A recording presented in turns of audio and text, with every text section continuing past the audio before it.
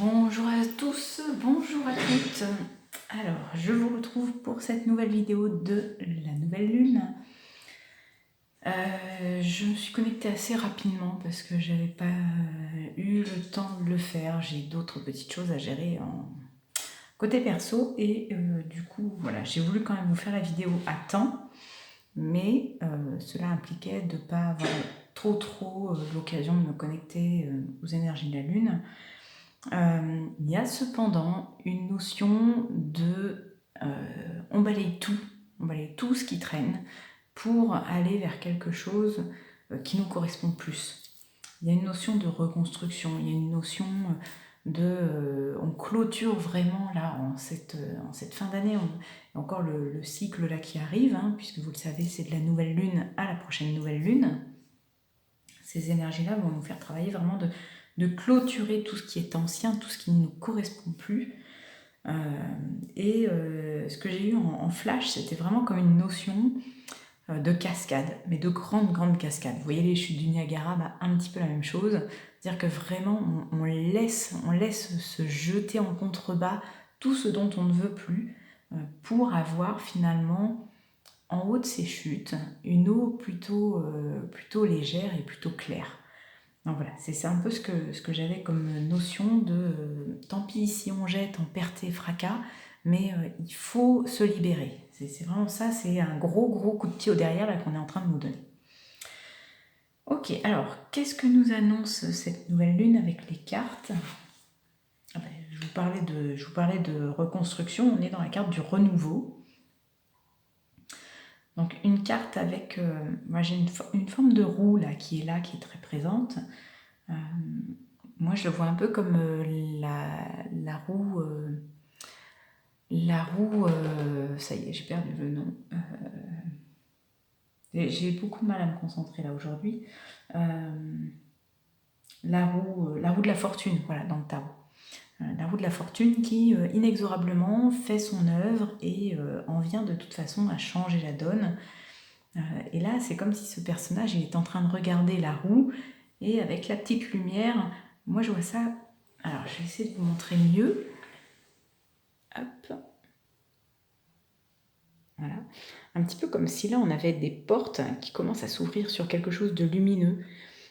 Et du coup, je vois vraiment cette carte-là comme le personnage ou le maître du temps, un petit peu qui regarde cette roue tourner et qui petit à petit commence à ouvrir les portes vers quelque chose de mieux, quelque chose de plus lumineux. Alors, j'entends, on me dit, c'est au sens aussi général, au sens global. C'est-à-dire que c'est à la fois un tirage qui va nous parler pour nous personnellement et aussi de manière plus globale. Alors je vous mettrai bientôt une annonce de live où je ferai sûrement de live sur les énergies de 2026, ce qui est en prévision. Là, on en reste au cycle lunaire pour autant, mais on me dit bien que ça va correspondre aux deux. Et c'est pas uniquement le fait que ce soit une nouvelle année qui se présente, hein, il y a plus. Je sens que c'est vraiment très costaud, c'est très lourd, il y a plus. Ok, alors avec ces trois cartes-là, alors j'ai en premier la spéculation, le détachement et la charité. Alors, j'entends déjà pour la charité, j'entends charité bien ordonnée commence par soi-même. Donc là, on nous encourage vraiment, hein, vous voyez, comme si on avait trois anges qui sont en train de nous pousser pour sortir du cadre. Moi, je vois vraiment comme ça, sortir du cadre, c'est-à-dire que même si la personne elle est nostalgique, elle regarde vers le passé, on lui demande de sortir du cadre pour sans doute s'épanouir. Et ça peut être un petit peu compliqué, hein. Il y a quand même beaucoup d'émotionnel qui rentrent en jeu parce qu'on a quand même deux cartes qui sont en lien avec le cancer, qui est le signe le plus émotionnel par excellence.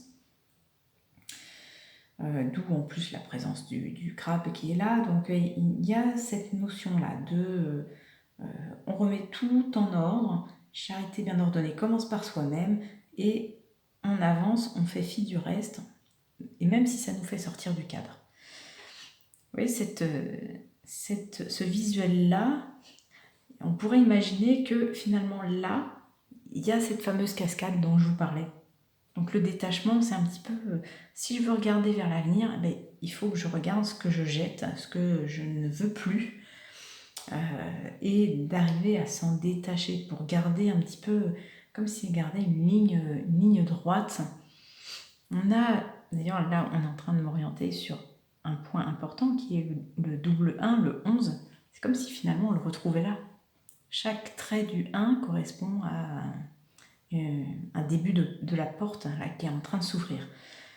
On a en plus cette carte-là qui est centrale, donc qui correspond le plus possible à la carte principale.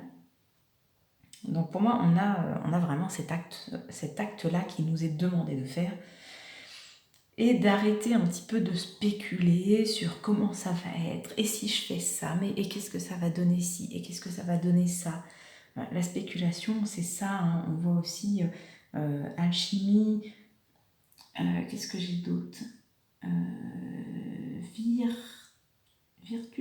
je sais pas ce que ça veut dire, philosophie, astronomie. Là, on commence à faire un peu les plans sur la comète, de, ah oui, mais si je décide ça, comment ça va être, etc. Ménager la chèvre et le chou. C'est une carte, vous voyez, on pourrait carrément je ne vais pas le faire, évidemment, mais on pourrait la plier en deux, ou la découper et la plier en deux, ça serait un copier-coller quasiment. Hormis, là, les deux personnages, mais où ça fait yin et yang. C'est-à-dire qu'on a un côté féminin, un côté masculin. Donc c'est vraiment à essayer de plaire à tout le monde, on en vient à ne plus trop se plaire à soi, et donc c'est pour ça qu'on nous demande vraiment de sortir du cadre. Quand je parlais d'effet un peu miroir sur la carte, je regarde aussi, je vois que de l'autre côté, on a un 4. C'est comme si on nous demandait de sortir un petit peu, j'entends sortir du cadre de la dualité. Là, vous voyez, c'est un peu se plier en 4, pour le coup, avec un losange qui est même plus un carré droit. Et là, on nous demande de sortir du cadre. C'est-à-dire que du côté où on faisait tout pour rendre service, pour être aimable, etc., être bien vu, là, on nous demande de non, penser à nous avant tout. C'est un petit peu comme sortir aussi de la dualité, parce que là, on a la carte qui est divisée en deux, donc on nous demande de penser avant tout à nous, et par extériorisation, ça va venir impacter ce qui est autour de nous. Donc c'est un rayonnement, on nous demande d'aller vers un rayonnement intérieur, ce qui va faire ensuite que vous allez rayonner autour de vous, à vos proches, etc. Donc en soi, ce que vous avez à retenir, c'est qu'on nous demande vraiment de clôturer. C'est un peu, je vois ça comme un peu le timing qui avance, et voilà, tic, tic, tic, on arrive à la fin du temps. Donc on nous demande vraiment de clôturer ces vieux dossiers pour se retrouver soi, et même pas se retrouver, pouvoir se reconstruire et aller vers une nouvelle version de soi que l'on a envie d'être. Enfin, on va pouvoir l'exprimer et l'expérimenter. Donc voilà, ce ne sera pas juste des petites fleurs toutes gentilles que vous allez trouver sur le chemin, vous allez vous trouver vous. Donc c'est tout ce que je vous souhaite. Et en plus de ça, je vais aussi vous souhaiter bien évidemment de très bonnes fêtes de fin d'année, joyeux Noël, bonne année aussi à vous. Et pour les plus assidus, je vous retrouve sur la chaîne de communication animale, où je vous ferai un live mardi soir pendant 1 heure exceptionnellement, pour fêter Noël, avec des questions pour votre animal, par exemple, qu'est-ce qu'il souhaite pour Noël, qu'est-ce qu'il souhaite comme cadeau. Voilà, donc ça sera à partir de 20h30 mardi soir, et d'ici là, je vous souhaite à tous en tout cas de très belles fêtes, et à très bientôt.